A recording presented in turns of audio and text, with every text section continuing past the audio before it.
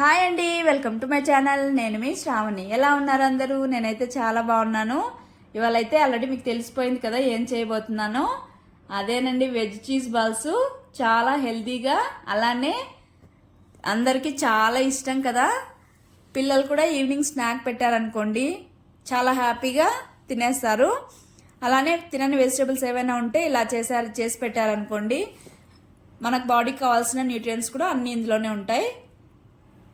ముందుగా ప్రాసెస్ అయితే స్టార్ట్ చేసేద్దాం. నేనైతే ఇక్కడ చాపర్లో వేసుకుంటున్నాను వెజిటేబుల్స్ అన్నీ. మీరు లేదంటే సన్నగా చాప్తో అయినా కట్ చేసేసుకోవచ్చు. ముందుగా క్యారెట్ అయితే చాప్ చేసేసుకున్నాను. ఆ తర్వాత బాయిల్ చేసుకున్న స్వీట్ కార్న్ కూడా చాప్ చేసేసుకొని పక్కన పెట్టేసుకున్నాను. ఇలాగా మిగిలిన వెజిటేబుల్స్ అన్నీ చాప్ చేసేసుకోవాలి.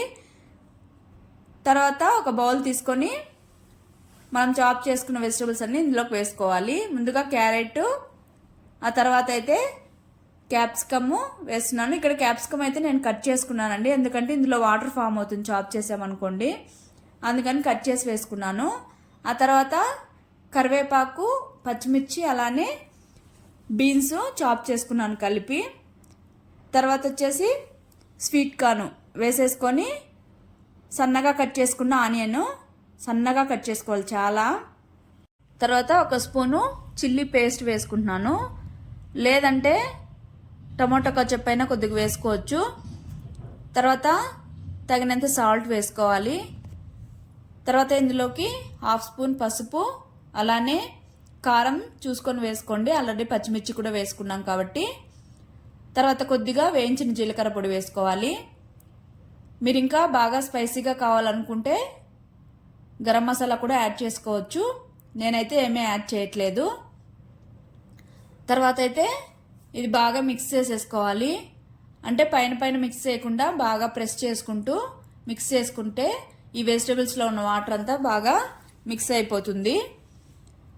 తర్వాత 2 కప్స్ అంటే చిన్న కప్పుతో రవ్వ వేసుకుంటున్నాను. వేసుకున్న తర్వాత ఈ వెజిటేబుల్స్ మొత్తం ఈ రవ్వకు పట్టేలాగా బాగా ప్రెస్ చేసుకుంటూ ఇలాగా మిక్స్ చేసుకోవాలి. స్టార్టింగ్లో అయితే కొద్దిగా పొడి పొడిగా ఉంటుంది, తర్వాత ఇలా మిక్స్ చేయంగా ముద్దలాగా అయిపోతుంది. చూడండి, ఇక్కడ నేను చూపిస్తున్నాను కదా ఉండగా వచ్చింది. తర్వాత తీసి ఒక 2 మినిట్స్ అలాగా పక్కన పెట్టేసుకోవాలి. పక్కన పెట్టుకున్న తర్వాత తీసి ఒకసారి మిక్స్ చేసుకొని ఇందులోకి అయితే ఒక స్పూను మైదా వేసుకుంటున్నాను బైండింగ్ కోసం. మీరు మైదా వద్దనుకుంటే కొద్దిగా గోధుమపిండి అయినా యాడ్ చేసుకోవచ్చు. తర్వాత అయితే ఇక్కడ బ్రెడ్ క్రమ్స్ వేసుకొని తర్వాత మైదా పిండిలో మిక్స్ చేసుకొని ఆ క్రమ్స్లో మిక్స్ చేసుకొని డీప్ ఫ్రై చేసుకొని, ఇదంతా లెంతీ ప్రాసెస్ కదా. ఇదైతే ఈజీగా గుంత పొంగనాల పెనం ఉంటుంది కదా, అందులో వేసేసుకొని చేసుకుంటే ఈజీగా అయిపోతుంది. ఆయిల్ కూడా ఎక్కువ అవసరం లేదు, తక్కువ ఆయిల్తోనే చేసేసుకోవచ్చు. అంతే, ఇలాగా ముద్దలాగా కలిపేసుకోవాలి మన చపాతీ పిండిలాగా. తర్వాత తీసి పక్కన పెట్టుకొని ఒక ప్లేట్లోకి చిన్న చిన్న బాల్స్ లాగా, అంటే మీకు తగ్గట్టు చేసుకోండి, మీకు ఏ సైజు కావాలో ఆ సైజు. నేనైతే ఇక్కడ మీడియం సైజులో చేసుకుంటున్నాను. ఇలాగా మధ్యలో చీజ్ పెట్టుకొని, ఇలాగా చీజ్ ఇది కాకుండా క్యూబ్స్ వస్తుంది కదండి, అదైతే ఈజీగా అయిపోతుంది. ఇలా పెట్టేసుకొని బాల్స్ లాగా పెట్టేసుకోవడమే. ఇలాగా మిగిలిన పిండినంతా బాల్స్ లాగా చేసేసుకొని పెట్టేసుకోవాలి. తర్వాత అయితే నేను స్టవ్ మీద పాన్ పెట్టుకున్నాను, ఆల్రెడీ హీట్ ఎక్కింది. ఇలా పొంగనాల్లాగా కూడా వద్దనుకుంటే మంచిగా స్టీమ్ చేసుకోవచ్చు ఆవిరి పెట్టుకొని, అది కూడా హెల్తీనే కదా చాలా. అలా అయినా చేసుకోవచ్చు, ఇలా ఆయిల్ కూడా వద్దనుకునే వాళ్ళైతే. నేనైతే ఆయిల్తో ఫ్రై చేస్తున్నాను, మీరు కావాలంటే కొద్దిగా బటర్ యూస్ చేసుకోవచ్చు. ఇవైతే మీడియం ఫ్లేమ్లో పెట్టుకొని బాగా మంచిగా దూరగా కుక్ చేసుకున్నారనుకోండి చాలా క్రిస్పీగా ఉంటాయి, లోపల చీజీగా భలే టేస్ట్ ఉంటుందండి. ఇదైతే మీరైతే తప్పకుండా ట్రై చేయండి, అస్సలు మిస్ అవద్దు. ప్యాన్లో ఆయిల్ గ్రీస్ చేసుకున్న తర్వాత ఇలాగా అన్నీ పెట్టేసుకోవాలి.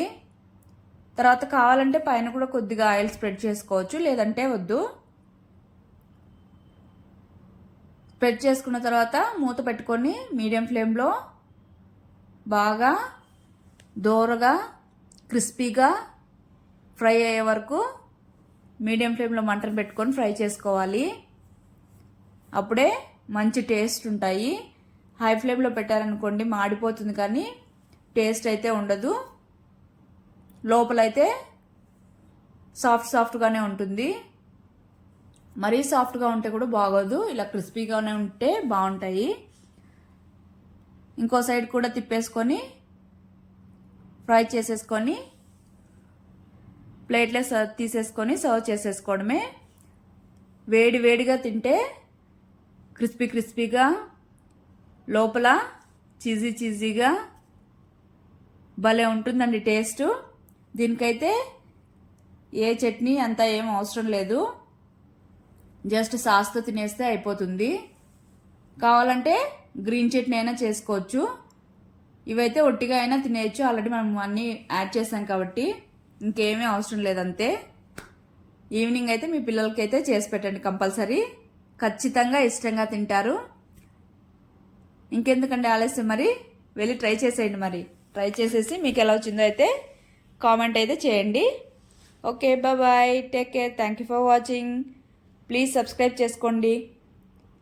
మీరైతే ఫాలో అవుతున్నారు కానీ అసలు సబ్స్క్రైబ్ చేసుకోవట్లేదండి. Please do share, like and subscribe to my channel.